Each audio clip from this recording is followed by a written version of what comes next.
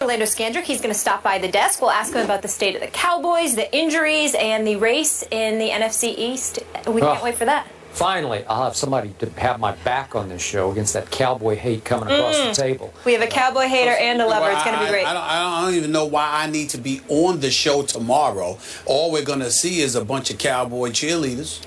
You know, really? Skip We are? Orlando, our Cowboys, yeah. our Cowboys, our Cowboys. And you know, far be it from me, I don't want to look like the bad guy for reminding the world y'all haven't won a Super Bowl in 20 years. What makes y'all relevant? I thought America was a great country. I thought America was #1. I thought America was superior to most, if not all. Yet we have the Dallas Cowboys as the representation of America. I mean, I think it's disgraceful. We don't have enough pom-poms for you, though. All those colors. That would be Say tough. whatever you want. You know, I think I That's tomorrow right here I don't look on as good as First you Take. don't mean I don't look Orlando good. Scandrick. All right. You look fantastic. Thank you. Heading into the NFL season, there were concerns surrounding the Panthers' offense, some due to injury. And yet, as we approach Week 4, Newton and the Panthers are 3-0 and tied for first in the NFC South with the Atlanta Falcons. Now, of course, the defense, which ranks 7th overall, has played a large role in the team's success.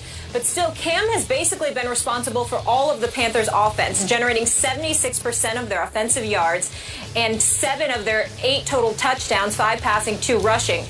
Some are arguing that he's proven to be the most valuable player in the NFL, at least from the perspective of value to his team through Week 3. Cam for MVP. Stephen A. Smith, are you cheering for that one?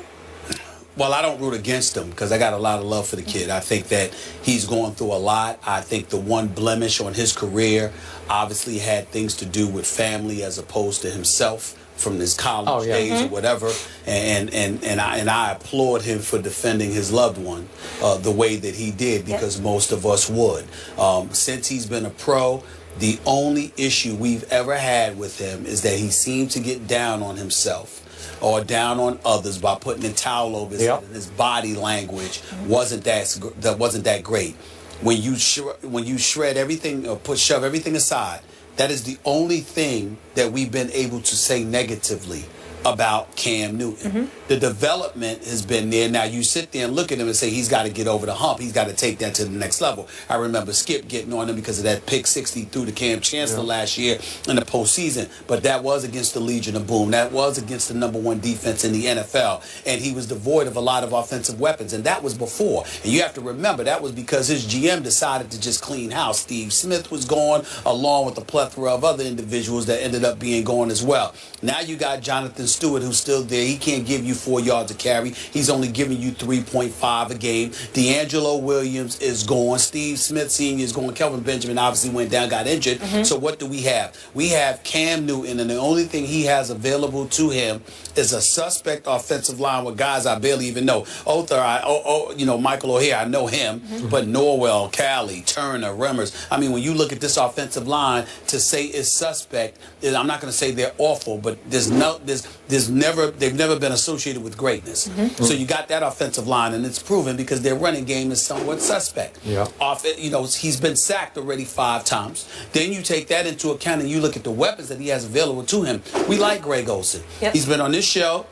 And he's if played he well. wants to, he clearly has a future in broadcasting, but he's showing that he can still play. Had about 134 yards last week, and the guy is their leading receiver. I mean, this is Greg Olsen we're talking about here. He's your leading receiver, and Ted Ginn Jr. is your #1 receiver, even though he's #2 in yardage behind Olsen. So your 2 primary targets is Olsen and Ted Ginn Jr. You have not much of a running game to speak of, and yet you're finding a way to feed off what that really, really good Carolina Panthers defense gives you, and you're managing to win games. So is he Aaron Rodgers? No. Is he Tom Brady? No. Is he Peyton Manning? No. And he certainly doesn't deserve the MVP award, particularly over Brady or Rodgers, because we know where New England and Green Bay, respectively, would be without those guys. But does he deserve to be in discussion after the 3 weeks, considering what they're doing and what he has to work with? I definitely think that Cam should be in the conversation. He deserves our respect, and we have to acknowledge the job that he's doing under the circumstances that he's being forced to do it. So, if we're talking about Cam for MVP, I'll just give you one scenario whereby it would apply. If this team catapults from its 3-0 start and finishes, I'm going to throw this out, 14-2, he would be right in the thick of the MVP race, because I'm pretty sure he would have to be the biggest reason they went 14-2. Do you think they can go 14-2? No way. I don't. They are clearly the worst of the 3-0 teams so far, and that's no reflection on them. They just are what they are, and they really haven't played anybody of note yet. Their opponents are combined so far 2-7. So they won at Jacksonville 20-9, and they beat the Texans at home by 7, and then they barely held off the Saints and Luke McCown at home last weekend, 27-22, thanks to a spectacular interception by Josh Norman, who is turning into a stud cornerback. So we get back to the defense. It's now ranked so far, just through 3 games against 3 mediocre opponents, it's ranked second in points allowed. Okay, that's pretty great so far. You know, so far against nobody yet, but still, I look at the defense. They lost Charles Johnson to IR for 8 weeks, but they went out and got Jared Allen. I thought that was a sweet pickup, because I think he can still play and he can still help this team. And Kuechly's had a concussion, but I assume he'll be back maybe this week. And then I just mentioned Josh Norman, and Thomas Davis is just a tackling machine. So this defense is pretty legit. The defense reminds me of the team that took them to a 12-4 record and a playoff berth in San Francisco a couple of years back. The offense just leaves an awful lot to be and he lost Kelvin Benjamin, his big 6'5" stud receiver, back in training camp to a freakish injury.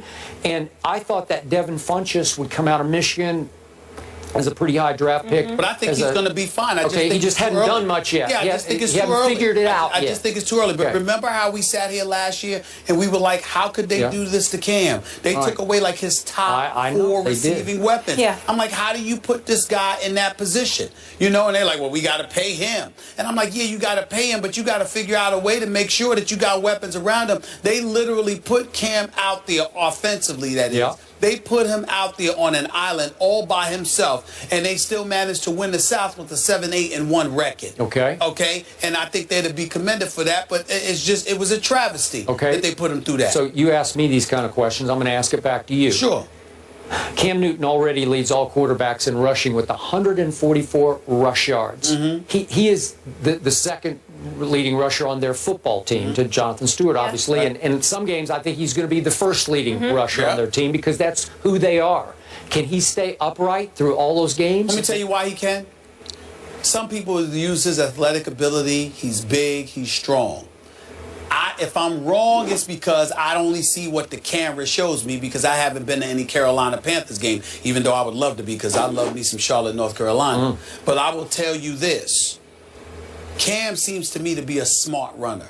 He's not exactly Russell Wilson, but he's pretty close. As far as sliding goes. Well, he doesn't have to, because Cam usually running to the side, and he's usually getting out of bounds. He's not usually running to the middle of the field, as far as I can tell. Again, I'm not at the game, so I don't see every play. But from the camera angles, when I see Cam Newton running the football, he's usually not running where he's required to slide. He's usually running out of bounds. He doesn't get hit too much running outside the pocket. That doesn't happen to him all the time, and I attribute that to his intellect, because he's not trying to do it. Think about how embarrassing it was when we were talking about RG3, and we were like literally suggesting that he go over to the Nationals to let them teach him how to slide.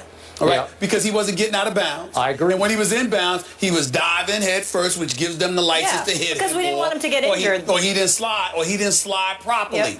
Cam doesn't have that problem. Cam knows how to get out of bounds, and I give him credit for that. Plus, he's bigger and he can take more hits, but he knows how to get out of bounds. And we're going to talk about the Hockey League controversy a little later in the show, but this is why Cam is hanging in there on what he says Hockey League said to him, because he wants protection when he runs with the football. He wants, within the rules, to be protected like everybody else gets protected. And we are going to talk about that. I thought about some good points. Oh, good. All right. Yeah. One quick question before I get in trouble by our producers. Are they the best team in the NFC South right now? Yeah, you'd have to say that. By the way, no. Oh, I forgot about Atlanta. I say the Falcons are, but by the way, you don't worry about getting in trouble with the producers. Skip's got you. I don't know about me, because you're from Connecticut. But you're the one who runs this show. He got your police. Oh, please! You know you lying. That's lying. That's laughable. This man is connected. He is connected Cam, at the highest level. Am I not right? Please. Connected. You both are. Well, trust me, I'm the rookie. Cam Newton is getting a lot of love right now with the 3-0 start, but is he MVP worthy? Skip and Stephen A have given their takes. We want yours. Go to Twitter and vote yes or no using the hashtag MVP for Cam, and let us know if you think he is worthy of the MVP. LeBron is feeling the love in Cleveland this season, but will there be too much love on the Cavs in 2015? You'll see what I was trying to do there in just a minute. We'll be right back.